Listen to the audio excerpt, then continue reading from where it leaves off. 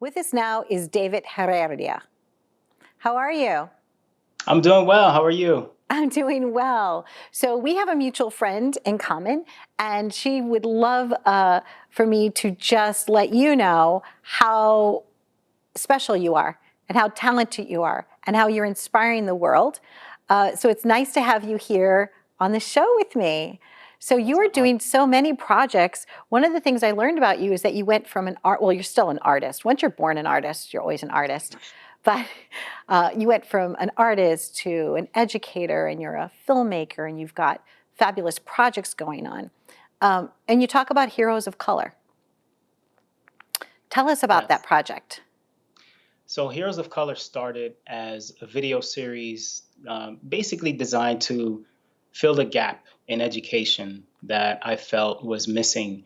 Particularly, I created it for my own kids because I wanted to make sure that cultural education was not excluded from, what just their day to day in school. So I took it upon myself to create some, just going off of history, learning about people who have accomplished some amazing things and highlighted their achievements in these short 3-minute videos. And I mean, it literally put me on a completely different trajectory. So, and then it turned into a children's book.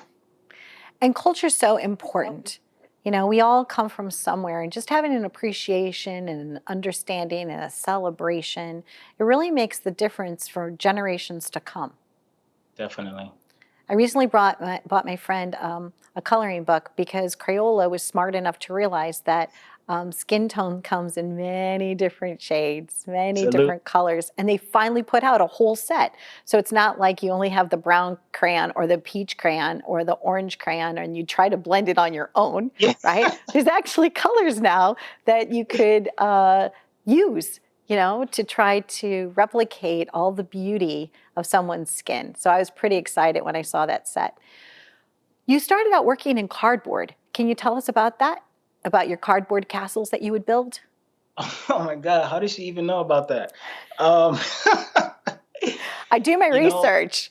yeah, apparently, that was my mother pushing us to just be creative and work with what we have, and I wanted all of the He-Man sets and the GI Joe castles and all of that stuff, and it was expensive. It was, early 80s, and my mother was just like, hey, you know what, use what you have, grab some boxes and get creative. And I started doing that, and at a very young age, I chose to get into architecture other than play sports.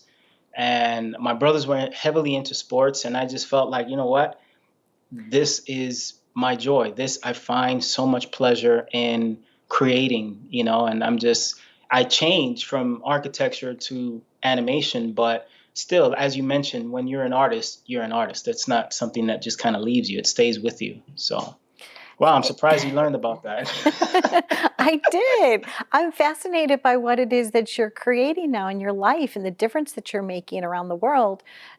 What is your process right now? So you have these heroes of color, and can you tell our audience about that and the process that you're going through now? Well, right now I'm working on a video highlighting heroes of Latin America.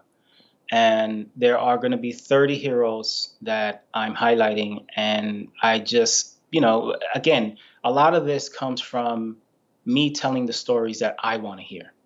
And remembering every year I would see Hispanic Heritage Month being celebrated, and rarely would I see Hispanics who look like me. So this was an opportunity for me to do some real research and find out, are there other Latinos who look like me that are not in sports, that are not celebrities, that are not actors? And that's what was born from the project I'm working on right now called Heroes of Latin America. It's not finished yet, and I was hoping to send you a clip, but I don't have a clip yet, unfortunately. Well, if you start now and you can Yeah. finish within 24 hours, I can always fix it in post, as they say. But David, you're such a joy and such a delight and continued success. If there's somebody in our community that's watching your journey and they want to grow up to be just like you, what's one piece of advice you'd give them? Grow up to be just like themselves. Don't try to emulate somebody else's, walk in somebody else's footsteps. You can be inspired by it, but know what it is that you want. Know what journey it is that you're trying to, go on, and use other people for advice, for inspiration, for motivation, but never feel like you need to copy somebody else. Everybody is an own unique individual, and I think when you start walking in that path, oh my God, everything starts to align for you. Seriously, I can't stress that enough, because too often, you know, I hear other artists comment like, oh, I'm not as good as this person, or I'm not as good as that person. And it's like, first of all, you shouldn't be comparing yourself to other people. But if you want to compare yourself to where you were last year. Look at the progress you've made with your work, with your goals from 3 years ago, even. And use that. Let that be your GPS. And the number one piece of advice that I would have for any entrepreneur, any young artist who wants to set out and make a difference is just question if their actions align with their intentions.